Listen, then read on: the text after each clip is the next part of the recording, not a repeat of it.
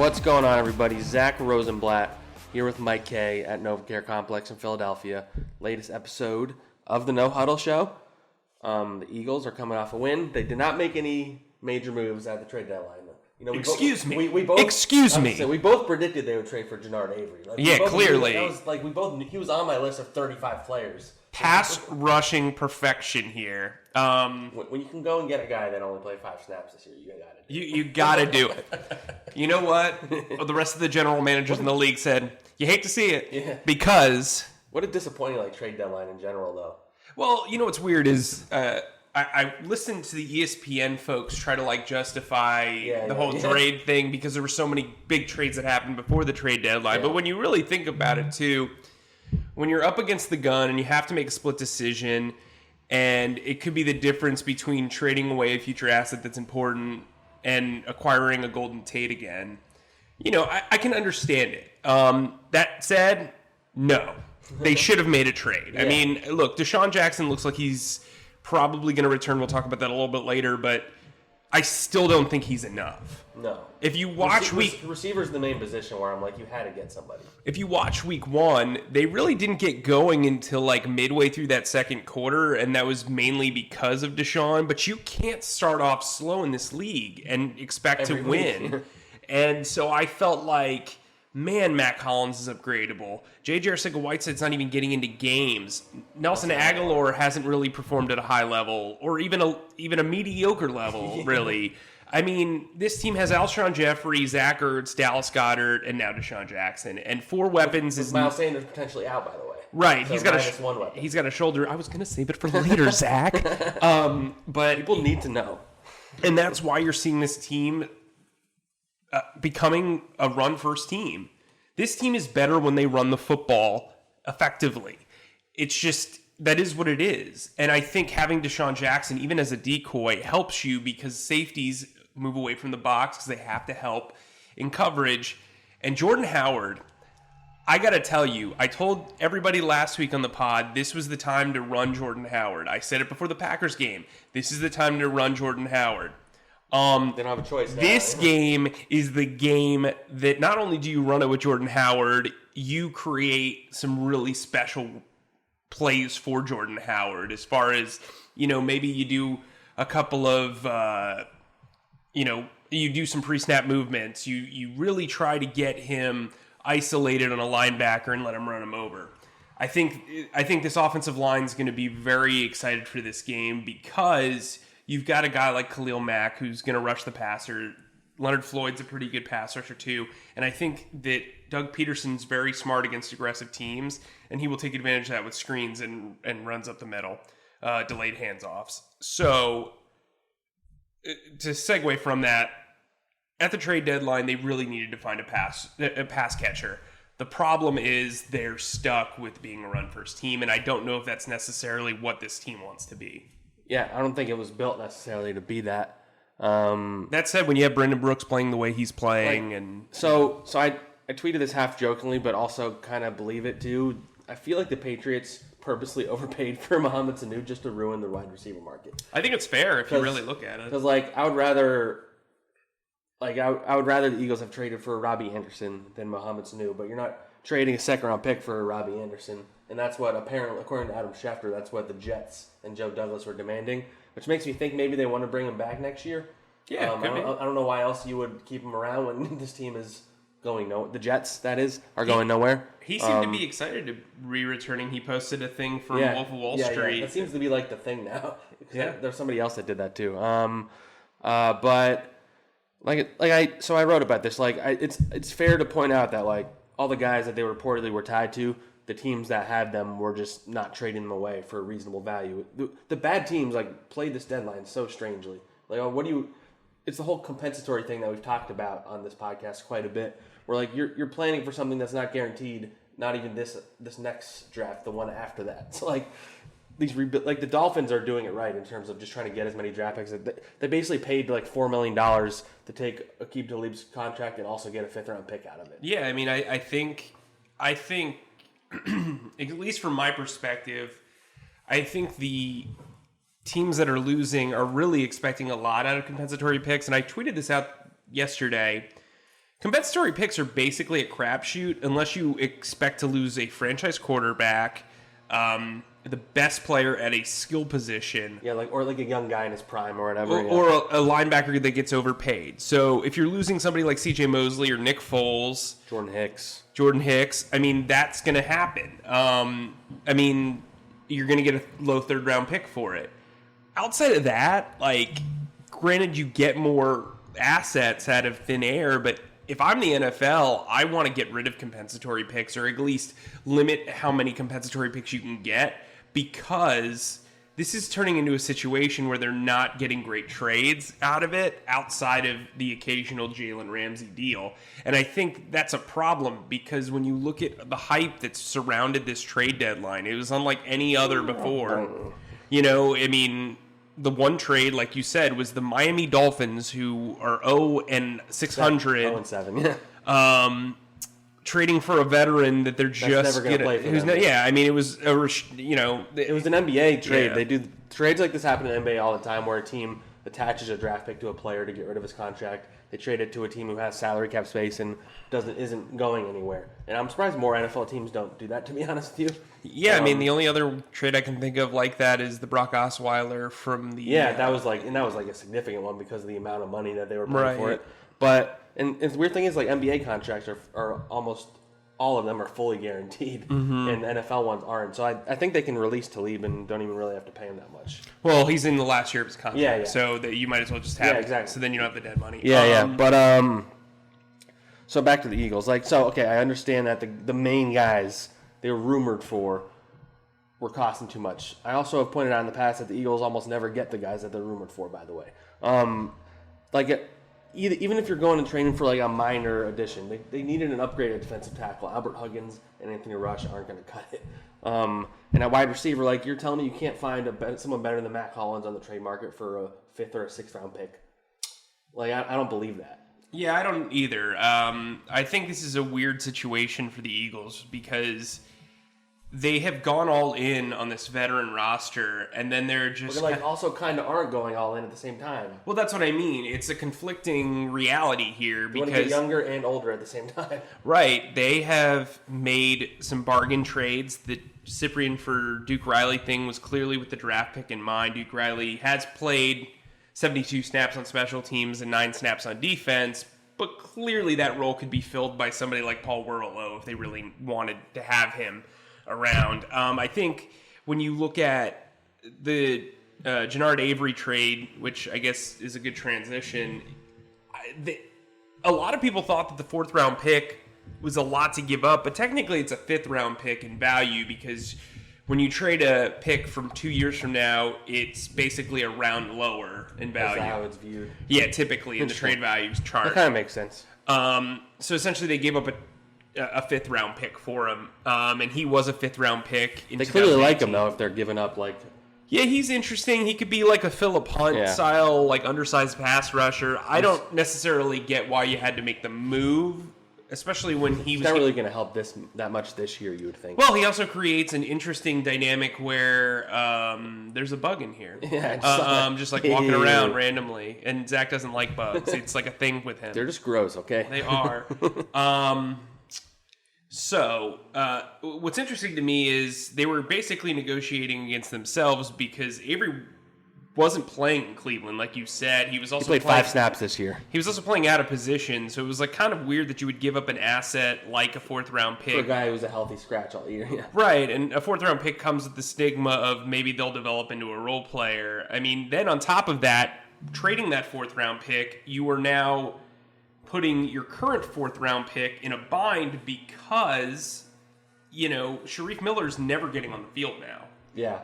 They've used 4th round picks in consecutive years on defensive ends. In a way, they've now used their 2021 4th round pick on a defensive end. Yeah, maybe this year they'll go for a defensive tackle. But, you look at Josh Sweat has been developing. I know 7 defensive ends now, by the way. Yeah, and, Bruce Hector unfortunately drew the short straw. He technically qualified for the 3rd straight week of a veteran getting cut the day after starting. Yeah, I guess veteran. He's technically more than a rookie. So. Yeah, he's more than a rookie. Anyway, I was gonna make a musical joke, but I can't. Zack's told me I can't anymore. So, yeah, I mean, it's just a weird trade to make. You and I figured Deshaun Hall would be the first guy to get the axe. The axe. Bruce Hector made sense. Here's why it made sense that Bruce Hector got cut, because Albert Huggins and Anthony Rush, who you brought up earlier, they have to stay on the roster. They have to stay on the roster for well, they're guaranteed 3. They don't have to, but but the money is guaranteed. But the money is guaranteed for 3 weeks. Whereas Hector, they can bounce back and forth. Yeah. Right. So, and you look at the injuries that they have. Darren Sproles coming back to practice, but may not.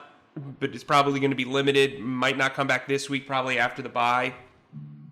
If Miles Sanders, who didn't practice during the open portion of Wednesday's session, doesn't return for this week, and they decide to just give him the bye week, D'Angelo Henderson's a guy that's probably going to get the call up. Boston Scott has shown some flashes on offense.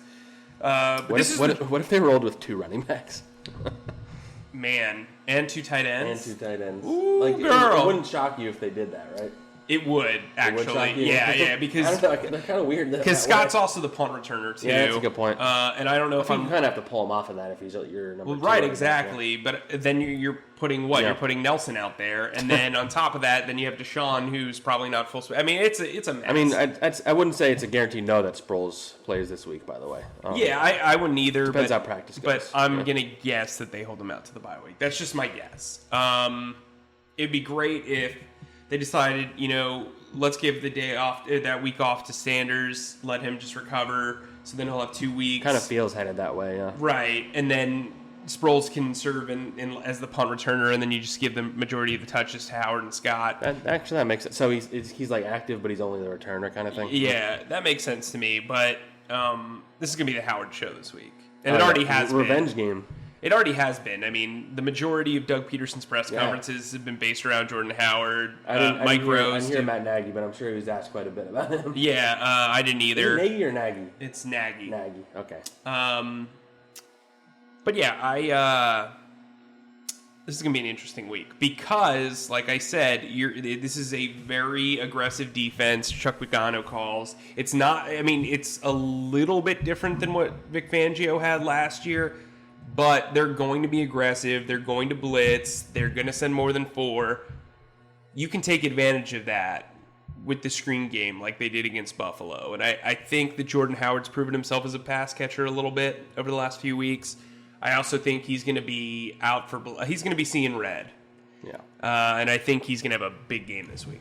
Before we go a little more into the personnel on the roster, just to put a bow on the not doing a trade discussion. Why, I know, I'm guessing the main reason why they didn't make any major moves is they're banking on all these guys coming back. Mm-hmm. What did you make of Howie not making a move? I mean, he clearly feels like DeSean's going to return at worst by the bye week. But it seems so sketchy to rely on him as heavily as they have already, and that's been a problem. I guess he figures he's made his bed. I mean, here's the thing that I find asinine about the situation. So Mac Hollins is his immediate replacement at the Z receiver spot.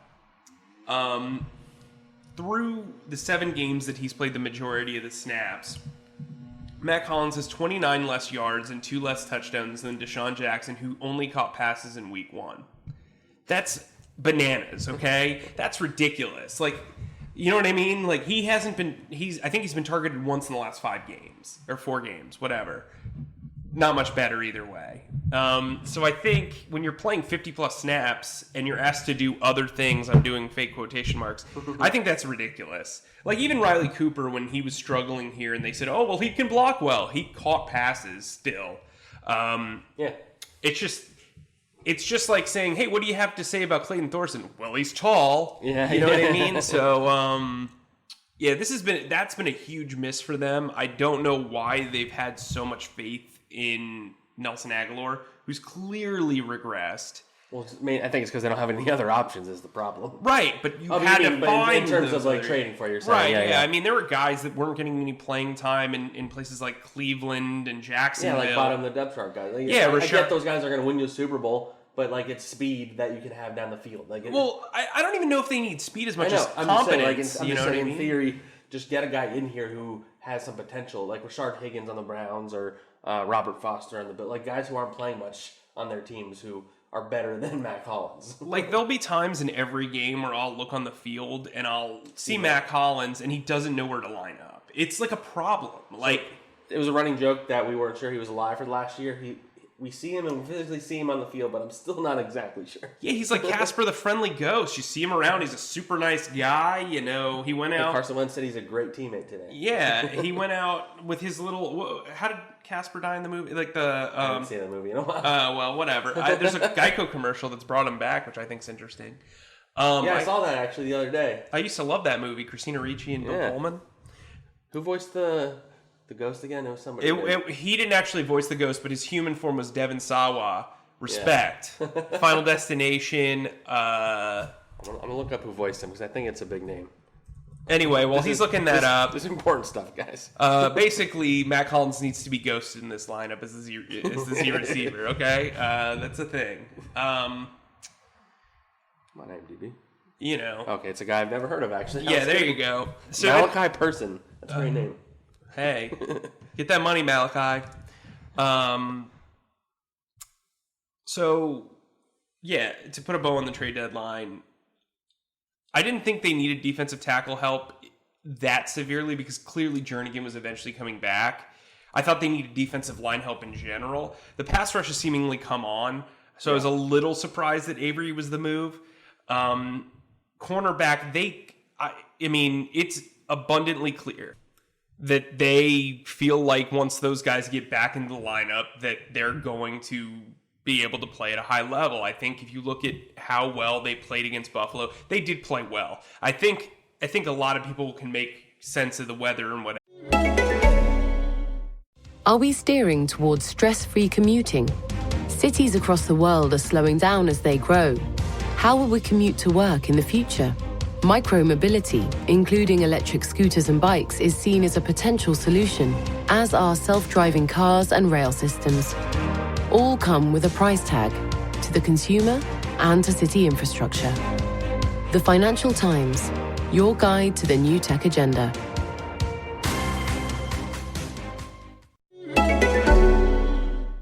And that certainly helped them. Jim Schwartz even said that.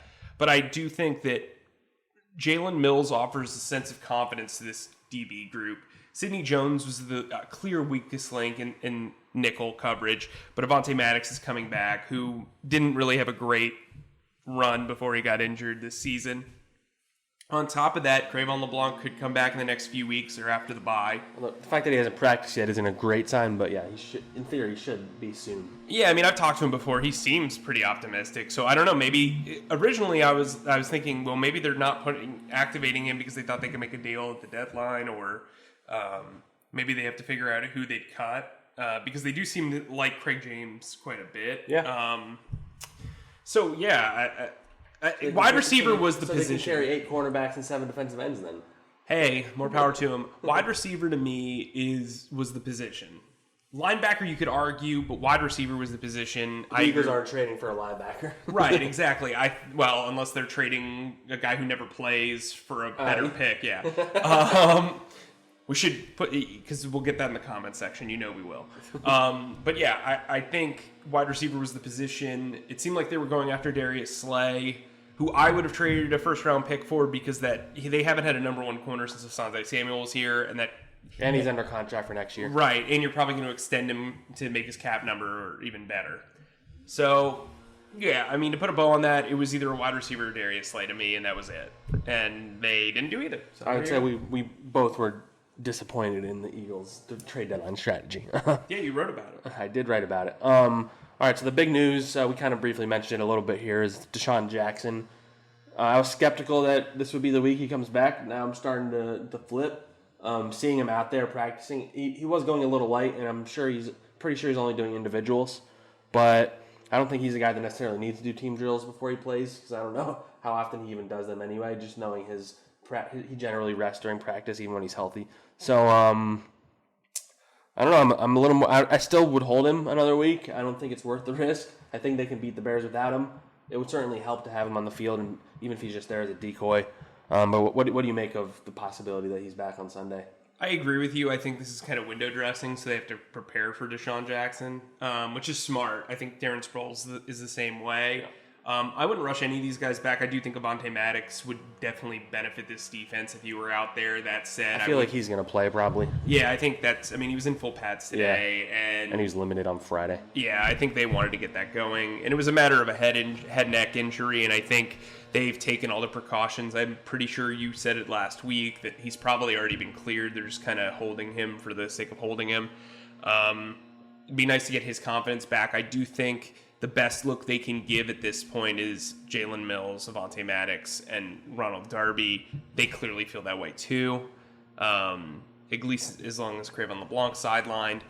And I think, what helps with Avonte is Avonte can play all three spots. So let's say you have another Ronald Darby injury. Douglas can go in there and play during, nickel package with Avonte in the slot, and then you can do Mills and Maddox outside in base.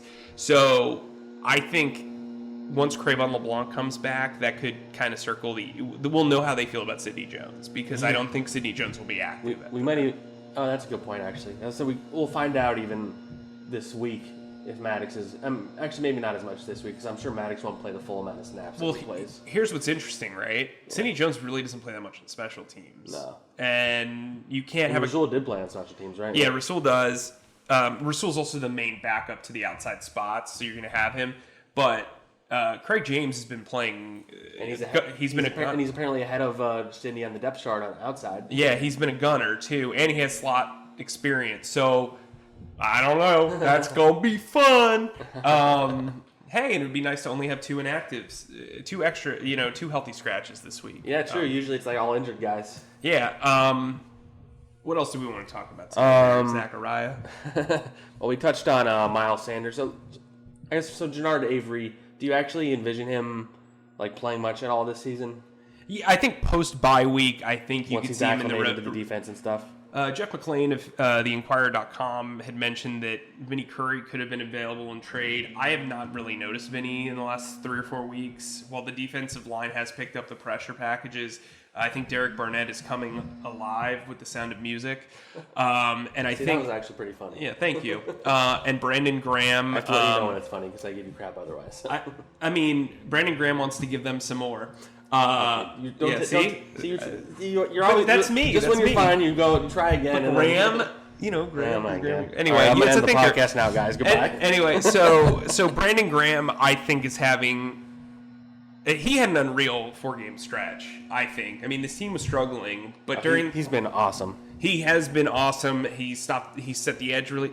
And the thing that should scare teams right now is Fletcher Cox has just woke. Yeah, you've woken the beast. He was hibernating for 6 weeks. I mean, I don't know I've never been in this situation before, but I don't know what holding a shotgun when a man's breaking windows. Yeah, maybe that's what he needed. But oh man, yeah, he's a guy that I think he played so aggressive and so angry against the Bills. Yeah, and. Listen, the Bears' offensive line is not good. Yeah. This could be one of those games, especially with the home crowd. A year ago, it was very good. Kyle Long's injured. I don't know what happened with the rest of it. But. The interior's kind of weak sauce. But it's going to be interesting to see how this team brings pressure at home. The Bears do not score a lot. I'm a huge fan of Allen Robinson's. Their running game is not very good. Why would you trade a conditional 6th-round pick trade for a conditional 6th-round pick to give up Jordan Howard? It's one of the most perplexing moves of the entire offseason. Jack Del Rio and Chris Mortensen of ESPN both said that it was the best value trade of the entire season. Like they said that recently? Yesterday. Oh, really? I didn't see that. Were they talking about this game? No, they were talking about the trade just in general. They were talking about value trades. It's not the best trade overall, but it's the best value trade. Yeah, relative to value, it's fantastic. And when you look at what Jordan Howard's done, he's easily going to get 1,000 all-purpose yards, but he could get 1,000 rushing yards this season, which I believe he'd be the first guy since Shady. Yeah, because he's got 443 right now. Yeah, he's on pace for like 986 or something like that. Yeah. Right. I think in this game he's going to get over the 100 mark. Yeah, I mean, because if you think about it, the first couple weeks he was barely touching the ball, so right. It kind of skews if you do the projections based on like the last 5 games as opposed to all 8. I think he probably is projected to go for 1,000. Yeah. And he's a guy that I think they've realized is going to stir the drink for this running game. Miles Sanders is a change of pace guy who can make big plays. I like the 2-back look. We've talked about it before. They finally used it against the Bills, and it worked because Jordan Howard basically played fullback, which I think is really smart.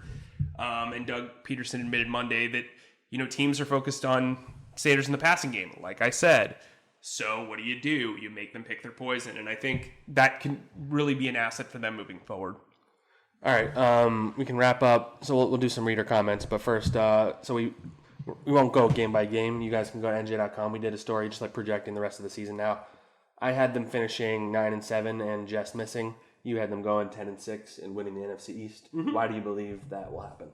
Because I think if they can get a win against the Seahawks, that's going to propel them into bigger things. I kind of view that as a swing game also. I think that's like the game where I think they're going to lose to the Patriots. We both do. They're going to have one upset loss down the stretch because they always do. Feels like the Giants maybe is. The Giants was who I had. Sorry, spoiler alerts. But read our explanations anyway. But I think if they can beat Seattle and they can beat Dallas, they are going to win this division. Yeah. That's the way I look at it. I mean, you ultimately have to beat Dallas to win this division, I think. Right. There's no way. Unless the Cowboys completely tailspin, which is possible. They have the schedule's pretty much flipped. Because the NFC East teams have mostly the same opponents. So the Cowboys' second half is like the Eagles' first half. So it's like, it wouldn't be... That's why I think this division's going to come down to that game because of that. Because they're going to be like... They're kind of going to be hovering around the same record, around 500 for the rest of the way, I imagine. The Giants are in position to play spoiler if you really want to. Yeah, for sure. So I do think the Seahawks game is a swing game. Russell Wilson is a scary proposition for any team, but this defense has struggled against him in the past. And fast quarterbacks who can also throw, because Josh Allen is missing that part of the equation. Fast quarterbacks who can also throw have always been an issue for this team, especially with Jim Schwartz. They tend to struggle to close out against fast quarterbacks. They did try this. They tried to spy on Josh Allen, and it actually worked pretty well for the most part when Nate Gary wasn't coming off his assignment. But they did like a 4 linebacker look for about, I think it was 5 to 6 plays against the Bills, and it worked pretty well. Where instead of the big safety look with the 3 safeties or a regular nickel look, you had 4 linebackers. It was Duke Riley, Nathan Gary, Camus Grugier-Hill, and TJ Edwards. And they were able to stop Josh Allen for the most part. So I wouldn't be surprised if they showed that look against Seattle. I also like the running game against Seattle's defense. Yeah. All right, and so let's wrap up the first half with this. Let's hand out some awards. Who do you think is the offensive MVP? Jordan Howard. Say Brandon Brooks. Yeah. Those are the only 2 real candidates. Honestly. I mean, Brandon Brooks, I think, is the best player on the team. Yes. Defensive MVP, Brandon Graham. Yeah, Brandon Graham. Who's been the most disappointing player on the team? Nelson Aguilar. Not even a question. Especially because we both kind of thought he was going to have a pretty good year. Not a question. It's let's see what other kind of stuff we got. Rookie. What rookie has impressed you the most? I guess it's probably just Miles Sanders by default. But Andre Dillard's got the juice. I will say Whiteside's been a pretty big disappointment too. By the way. I will say TJ Edwards has been fantastic since he's over the last 2 weeks. He's technically the highest graded linebacker in the NFL by Pro Football Focus. Yeah, he's definitely the Eagles' highest rated defensive player. Yeah. So is there anyone in the second half of the season that hasn't maybe broken out or stood out that you think has a good second half? Well, I think Fletcher Cox, right? That's a fair one. But like outside of the obvious names, I guess. Josh Sweat. Yeah, it's Josh Sweat season, I think. I think Vinny Curry is going to be slowly phased out of the rotation. I do too. There was a report that he was even being shopped. I don't know who would take him, but I would say Avonte Maddox if he can kind of regain his footing. I think Jalen Mills is like you and I have always been skeptical of his value. I think it was kind of like with Rodney McLeod too, where we were just kind of skeptical. Like he was good and he was a contributor. The things he's good at are really important for this defense. Right. Yeah. The intangibles are what's important too, and I think Jalen Mills. They really did miss it. Like just his demeanor and his personality. Honestly, I think his presence alone is very important to that defense. He's looked pretty good these last 2 games. Yeah, I mean, hey. Yeah. Whatever. I mean, we'll see. I mean, he's in a contract year, so it's big for him over these next 8 weeks. And then, so how many of these last 8 games do you think DeSean Jackson plays? 6. 6 of 8? I think that's fair. All right. Let's read some comments before we get going. We haven't done that in a little bit because there's a lot of chaos over the last week. So, this is reference. I made it where I said that Miles and Jordan Howard are soulmates. Jamie and Candace Palmer, your favorite couple commenters. Soulmates, huh? I agree. Extend Howard. Miles and Howard is an awesome 2-headed monster. This is before the trade deadline, by the way. So let's trade for Anderson and get a speedster. They did not do that. Lyndon Brown says, in order to contend going further, we must make a trade at DT, LB, and wide receiver. At least 2 out of those positions. We can't beat Dallas with this roster, in my opinion. Can't keep relying on D-Jax to come back. I think those are all fair criticisms, and pretty much said that. And they didn't get any of those positions, so you're probably angry. Cheapskate Coins says LeBlanc and Maddox at 50% are both better than Sidney Jones at 100%. I don't know if the math lines up, but all right. Oh, man, that's pretty funny. A wretch like the... Oh, okay, no, he's... No, you should know. What? He's mad that it was in the trending news section, but I don't really have control over that. Sorry, guy. Let's see here. Brent Donaldson says, Howard and Sanders should be the Eagles' backfield future going forward. They are a perfect combo. We both have said that they should extend Howard. Mm-hmm. I still believe that, and they should do it before the end of the year, honestly. I think it'll happen. Yeah, I wonder how much he makes. I could see him getting something around like the Mark Ingram contract or something like that. Yeah. Probably for like $5 million a year. You think that's fair? Yeah, I think he gets 6. But 6, yeah.